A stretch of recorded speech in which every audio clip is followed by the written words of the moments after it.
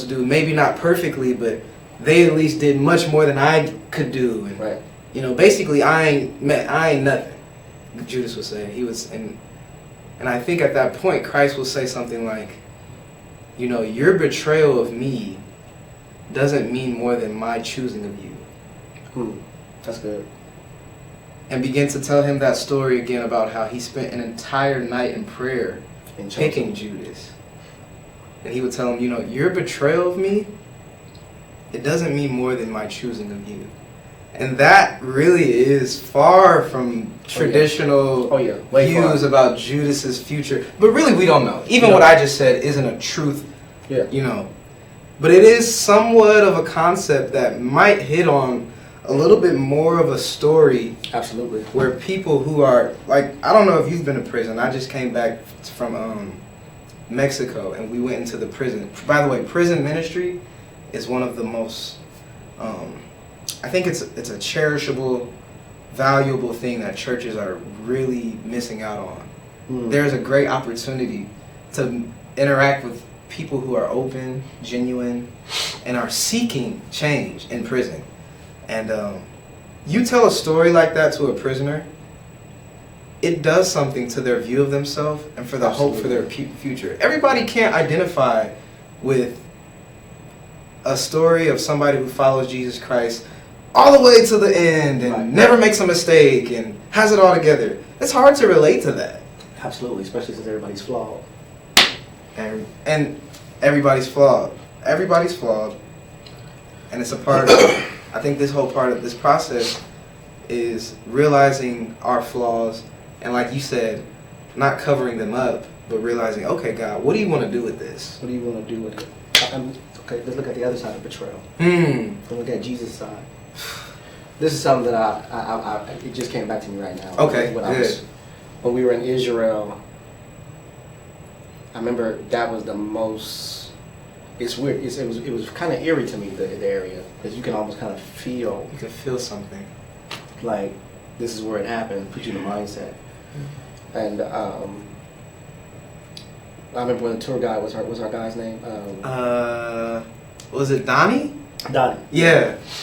Donnie was like explaining the history, how, you know, from a historical standpoint, that the Garden of Gethsemane, where they pressed the olives, people didn't go there because it would smell because of the pressing.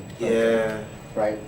The pressing of the olives. Right. So it would stink. And then when you look up to the right, you saw the Mercy Gate. Remember that? You can see the Mercy Gate. I do remember Mercy Gate.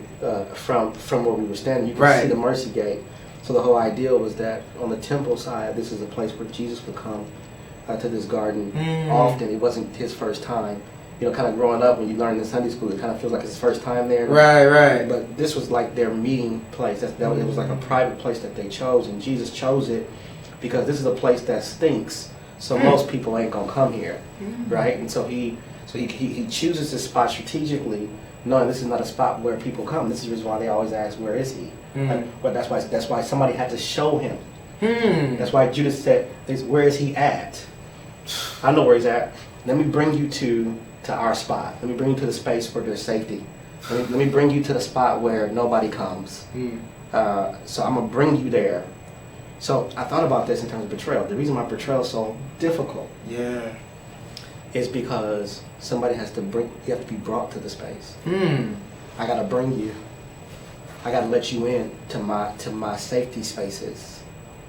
And I let you in when I let you into the space. And this is the crazy part. I can imagine Jesus in the garden, knowing what's gonna happen, and still having a view of the Mercy Gate,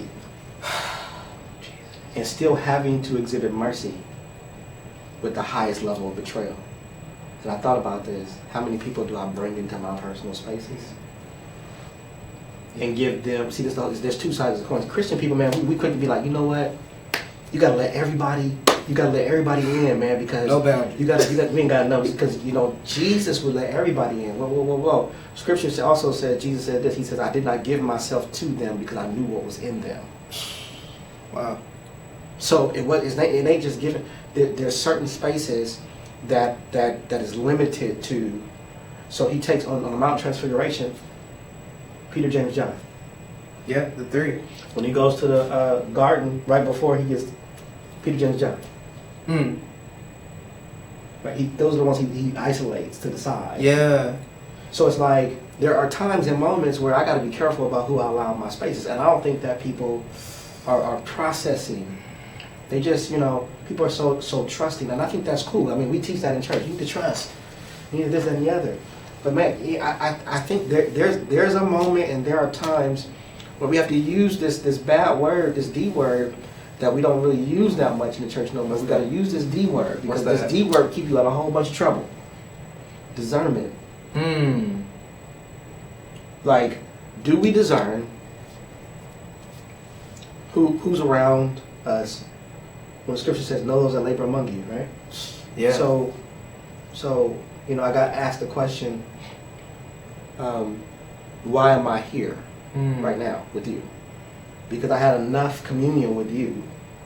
You know what I mean? Right. I had enough time with you to where there's something inside of me that bears witness that I'm supposed to be in this space. Yeah.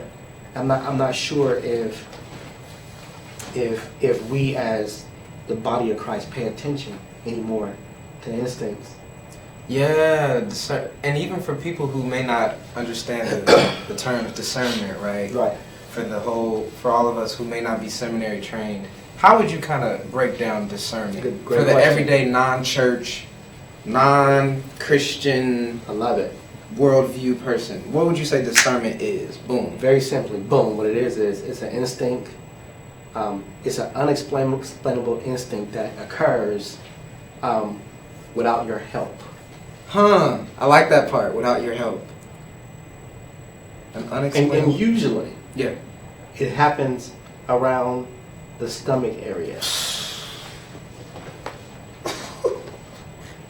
And it just comes out of nowhere. You shake somebody's hand, You feel it. and it's like boom. Something's like you get a check like Right. Something's not right. Something ain't right now. Something's not right. That's So we all have that. I don't care who you are. Everybody got that. We all have it. Why don't we listen to it? Well, because we want what we want. We like, oh no, that ain't Right. Second guess. Oh yeah. Oh, that's just. Yeah, no, yeah. that's just. Yeah. Oh yeah. Because it's usually the first. It's usually the first thing too. The first voice. Like boom. The first one, and for me, it usually comes and it's very soft.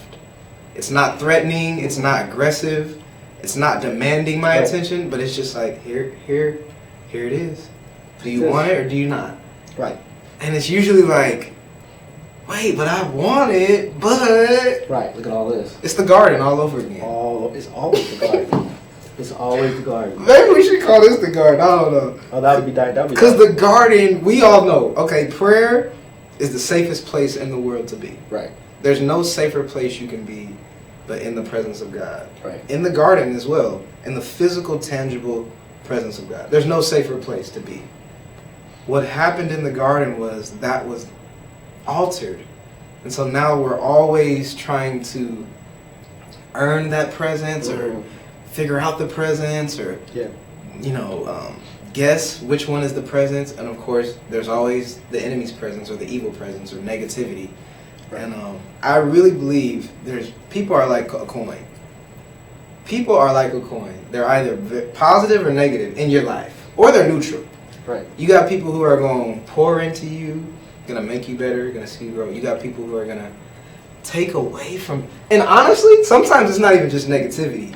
There are just some people who really just want to take your energy. That's all. Take your energy. To where you have nothing left to give to your wife or your family right. or the people that matter. Because you've given your energy to, oh, let me answer this, or oh, I got to go pick up this person. It's like, wait a minute. And it's crazy. Like, it's funny you said that. I become acquainted with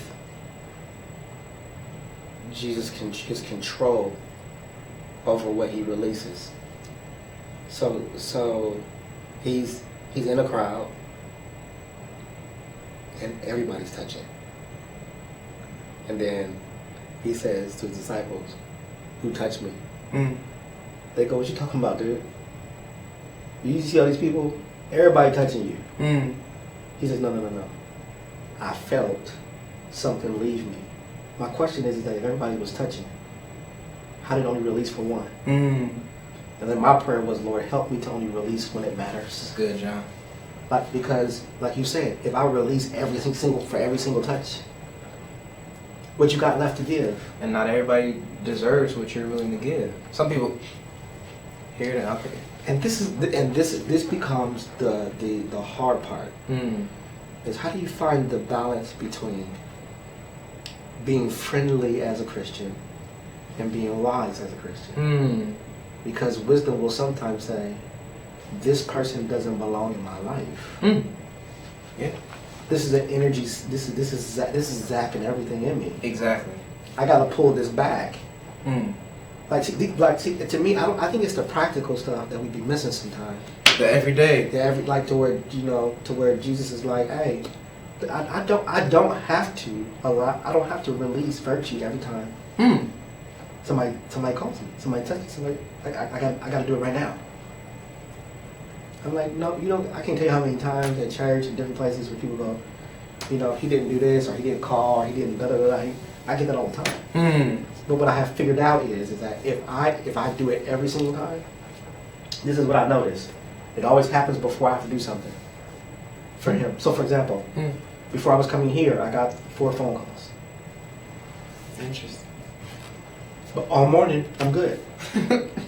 But as soon as I'm on my way, ring, ring, ring, ring, ring. And everything's important. That's not a coincidence.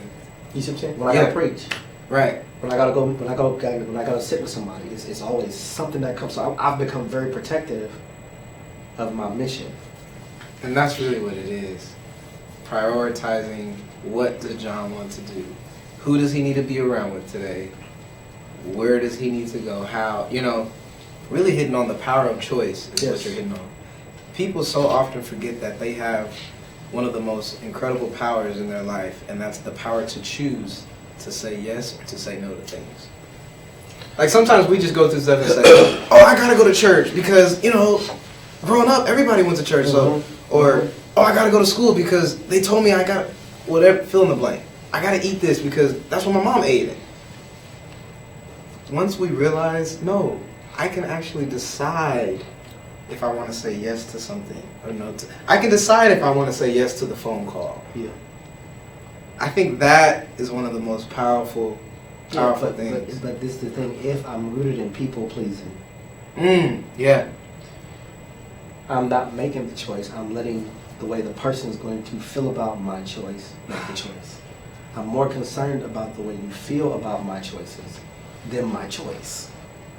That used to happen to me all the time. Man, and then you find yourself in an environment giving something to somebody, they're getting what they need, but now you're not getting what you need. I used to do it every time when people would get into my car. Step in the passenger. Hey, what do you want to listen to? Oh yeah. Oh, let me. And then the whole ride, I don't like none of the songs. I'm just pleasing them. Until God started telling me, this is very simple too. He said, why don't you play one song you like today?